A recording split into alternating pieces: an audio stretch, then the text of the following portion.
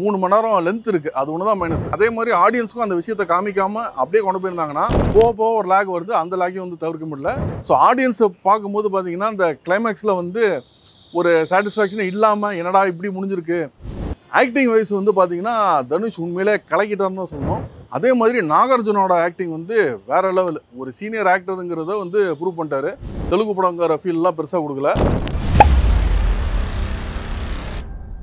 Hi, நான் உங்கள் doctor Samson பேசுகிறேன். இப்போ நம்ம வந்து குபேரா படத்தை பற்றி பார்க்க போகிறோம். படத்தோட கதை என்னன்னா, இந்த மணி லாண்ட்ரிங்லாம் இருக்குதுல்ல, இதுக்குள்ளே வந்து ஒரு பிச்சைக்காரன் போய் மாட்டினா என்ன நடக்கும், இதுதான் இந்த படத்தோட ஸ்டோரி. இதை டைரக்டர் வந்து உண்மையிலேயே பாராட்டணும். உண்மையிலேயே ஸ்க்ரீன் பிளேலாம் வந்து ரொம்பவே வந்து மெனக்கெட்டு பண்ணியிருக்காரு. ஏன்னா அவர் எடுத்த ஒரு கான்செப்ட் வந்து நல்ல இன்ட்ரெஸ்டிங்கான ஒரு சீக்வன்ஸோடு வருது. ஸோ படம் வந்து ஒரு மைனஸ்ன்னு பார்த்தீங்கன்னு வச்சிங்களேன், ஒரு 3 மணி நேரம் லென்த் இருக்குது. அது ஒன்று தான் மைனஸ். அவர் உள்ளே வச்ச சீன்ஸ் எல்லாம் நிறைய சீன்ஸ் எல்லாம் கொஞ்சம் ஃப்ரெஷ்ஷாகவே இருந்துச்சு. அதுக்கப்புறம் பார்த்தீங்கன்னு வச்சிங்களேன், ஓப்பனிங்கில் வந்து ஒரு விஷயம் வந்து காமிச்சிருப்பாங்க. அதுக்கப்புறம் கதைக்குள்ளே போகிறாங்க. அந்த கதையில் வந்து அந்த பிச்சைக்காரங்க ட்ராவல் பண்ணிகிட்டு இருப்பாங்க. ஸோ அந்த கேரக்டர்ஸ்க்கு எல்லாமே வந்து இந்த விஷயம் தெரியாது. அதே மாதிரி ஆடியன்ஸுக்கும் அந்த விஷயத்தை காமிக்காமல் அப்படியே கொண்டு போயிருந்தாங்கன்னா ஆடியன்ஸ் இன்னும் கொஞ்சம் இன்வால்வ்டாக என்னன்னு தெரியாமல் ஒரு கேள்விக்குறியோடு அந்த படத்தை பார்த்துருப்பாங்க. எப்போ அந்த கேரக்டருக்கு வந்து ரிவீல் ஆகுதோ அந்த டைமில் ஆடியன்ஸுக்கும் ரிவீல் பண்ணியிருந்தாங்கன்னா நம்ம இன்னும் கொஞ்சம் இன்ட்ரெஸ்டிங்காக போயிருக்கோம். படம் வந்து பார்த்திங்கன்னா ஃபஸ்ட்டு ஒரு 1/2 அன் ஹவர் 40 மினிட்ஸ் நல்லாவே வந்து படம் போகுது. பட் இந்த லென்த்து காரணத்தினால இன்டர்வல் டைமில் அந்த லேக் வந்து தவிர்க்க முடியல. செகண்ட் ஹாஃப்மே ஸ்டார்டிங்கில் நல்லா தான் போகுது. போக போக ஒரு லேக் வருது. அந்த லேக்கையும் வந்து தவிர்க்க முடியல. அதே மாதிரி கிளைமேக்ஸில் பார்த்திங்கன்னு வச்சிங்களேன், ஒரு பெரிய ஒரு பண மேட்டரில் தான் வந்து படத்தை வந்து முடிப்பாங்க. பட் அந்த பணம் வந்து ஒரு பெரிய அமௌண்ட்டாக இருந்தாலுமே படத்தில் அவங்க காமிச்ச ஒரு பணம் பிரச்சனை அது எல்லாமே பார்த்திங்கன்னா இதோட ஒரு 10 மடங்கு 100 மடங்கு அவ்வளோ பெரிய ஒரு பண பிரச்சனையை காமிச்சிட்டு ஒரு சின்ன மேட்டருக்கு மாத்திரம் ஒரு சொல்யூஷனை சொல்லி படத்தை முடிச்சிட்டாங்க. ஸோ ஆடியன்ஸை பார்க்கும்போது பார்த்திங்கன்னா அந்த கிளைமேக்ஸில் வந்து ஒரு சாட்டிஸ்ஃபேக்ஷன் இல்லாமல் என்னடா இப்படி முடிஞ்சிருக்கு, இந்த மற்றதுக்கு எல்லாமே ஒரு ப்ராப்பரான ஒரு சொல்யூஷன் கொடுத்துருந்தா நல்லா இருந்திருக்குமேங்கிற மாதிரி ஆடியன்ஸ்க்கு ஒரு ஃபீல் வந்துச்சு. இது கிளைமேக்ஸ் வந்து இந்த படத்துக்கு ஒரு மிகப்பெரிய மைனஸு.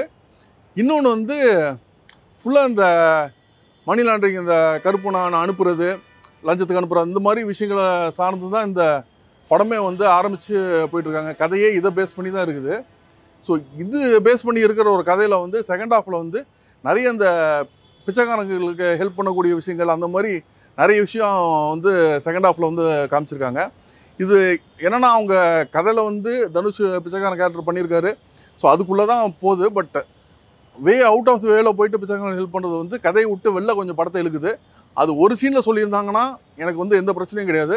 அது ஒரு 5-6 சீனில் இழுத்து போகிறனால அங்கே ஒரு லேக் வந்து இழுக்குது.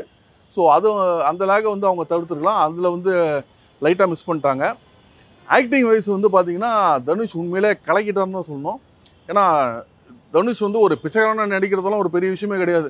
ஏன்னா அந்த ஒரு கெட்டப்பெல்லாம் போட்டுட்டா ஒரு நீங்கள் போஸ்டரில் பார்த்துருப்பீங்களா, அந்த கெட்டப்பில் வந்து அசால்ட்டாக பிச்சைக்காரன் மாதிரி நடிச்சிடலாம். அவர் வந்து ஒரு பணக்காரன் மாதிரி உள்ள கோட்டு சூட் எல்லாம் போட்டு நல்லா ட்ரிம்மாக எல்லாம் பக்கா வந்து ஹேண்ட்ஸமாக வந்துட்டு அப்பவும் கூட வந்து அவர் பிச்சைக்காரன்னு சொல்லிட்டு வந்து பாடி லாங்குவேஜில் வந்து ஆடியன்ஸை வந்து கன்வின்ஸ் பண்ணும்ல, அது வந்து ஓரளவுக்கு நல்லாவே பண்ணியிருக்காரு. ஸோ அவரோட ஆக்டிங் உண்மையிலேயே பாராட்டணும். அதே மாதிரி நாகார்ஜுனோட ஆக்டிங் வந்து வேறு லெவல். ஒரு சீனியர் ஆக்டருங்கிறத வந்து ப்ரூவ் பண்ணிட்டாரு. அவர் கேரக்டர்லாம் பார்த்தீங்கன்னு வச்சிங்களேன், ஒரு பாசிட்டிவ் இருக்கும், ஒரு நெகட்டிவ் ஷேட் இருக்கும், கிரே ஷேட் இருக்கும். அவர் எல்லா இதுவுமே பார்த்தீங்கன்னா ரொம்ப சூப்பராக பண்ணியிருப்பார். திடீர்னு வந்து ஒரு ஹீரோக்கு சப்போர்ட் பண்ணுற மாதிரி இருப்பார், திடீர்னு வில்லன் சப்போர்ட் பண்ணுற மாதிரி ஹீரோக்கு அகேன்ஸ்டாக இருப்பார், திடீர்னு அவரால் எதுவுமே பண்ண முடியாத ஒரு சூழலில் போவார். எல்லாமே வந்து அவர் சூப்பராக கேரி ஃபார்வர்ட் பண்ணிட்டார். இன்னொன்று அவர் கேரக்டர் தான் இந்த படத்தை வந்து உண்மையிலே தூக்கி நிப்பாட்டுது. ஏன்னா அவ்வளோ ஒரு பவர்ஃபுல்லான கேரக்டரு. அது நாகார்ஜுனா பண்ணது வந்து இந்த படத்துக்கு மிகப்பெரிய ப்ளஸ்ஸு. செம்மையாக தூக்கி நிப்பாட்டினார். அதான் அவர் கடைசி அந்த கேரக்டரோட கடைசி சீன் வரைக்குமே வேறு ரேஞ்சில் வந்து இருந்துச்சு. அந்த இம்பேக்ட் கேரக்டரோட இம்பேக்ட்டுங்கிறது பயங்கரமாக இருந்துச்சு. ராஷ்மிகாவோட ஆக்டிங் எனக்கு வந்து அந்தளவுக்கு கொஞ்சம் உடன்பாடு இல்லை. இன்னும் கொஞ்சம் பெட்டராக நடிச்சிருக்கலாம் தான் சொல்லுவேன். பட் ராஷ்மிகாவுக்கும் தனுஷுக்கு இடையில இருக்க ஒரு லவ் சீக்வன்ஸ் வந்து நீங்கள் ஒரு கமர்ஷியல் சினிமாவில் பார்க்கும்போது பெருசாக லேக் இல்லாமல் ஒரு இன்ட்ரெஸ்டிங்காக தான் அந்த சீக்வன்ஸ் போகுது. ஸோ ஓவராலாக வந்து படம் வந்து கொஞ்சம் ஒரு 1/2 அன் ஹவர் ட்ரிம் பண்ணியிருந்தாங்கன்னு வச்சுங்களேன், படம் உண்மையிலேயே நல்லா கிறிஸ்பியாக ஆடியன்ஸுக்கு இன்ட்ரெஸ்டிங்காக இருந்திருக்கும். படம் வந்து ஒரு ஆவரேஜ் படமாக இருக்குது. பட் நிறைய லேக்ஸ் இருக்குது. அந்த லேக்ஸ் அந்த படத்துக்கு மிகப்பெரிய மைனஸு. படம் ஒரு பேன் இண்டியா படமாக எடுத்திருக்காங்க. ஸோ நம்ம படம் பார்க்கும்போது ஒவ்வொருத்தங்களோட லிப்ஸிங் வந்து வேறு வேறு லாங்குவேஜுக்கு ஏற்றப்பல பண்ணியிருக்காங்க. ஸோ ரொம்ப உன்னிச்சு கவனிச்சா தான் அது தெரியுது. ஜென்ரலாக பார்க்கும்போது ஒரு நார்மல் பேன் இண்டியா மூவி பார்க்குற ஒரு ஃபீல் தான் கொடுக்குது. ஸோ ஆந்திராவில் நடந்தாலும் சரி, இல்லை வேறு இடத்துல நடந்தாலும் சரி, நம்மளுக்கு வந்து அந்த இடத்துல நடக்கக்கூடிய ஒரு கதை அப்படின்னு தான் தோணுதே தவிர ஒரு தெலுங்கு படங்கிற ஃபீல்லாம் பெருசாக கொடுக்கல. இதில் ஒரே ஒருத்தர் நம்ம டிஎஸ்பி சார் மாத்திரம்தான் மியூசிக்கில் வந்து நிறைய தெலுங்கு பேஸ்டான மியூசிக் நிறைய யூஸ் பண்ணிட்டாரு.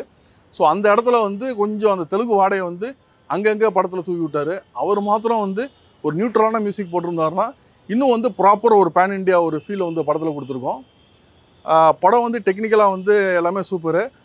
உண்மையிலேயே வந்து டைரக்ஷன் டீம் வந்து பயங்கரமாக மெனக்கிட்டுருக்காங்க. சினிமாட்டோகிராஃபியெல்லாம் கலக்கிட்டாங்கன்னு வச்சுக்கலாம். ஒரு ரிச்சை காமிக்கணுன்னா அவ்வளோ பெரிய ஒரு ரிச்னஸ் எல்லாமே வந்து வச்சு காமிச்சிருக்காங்க.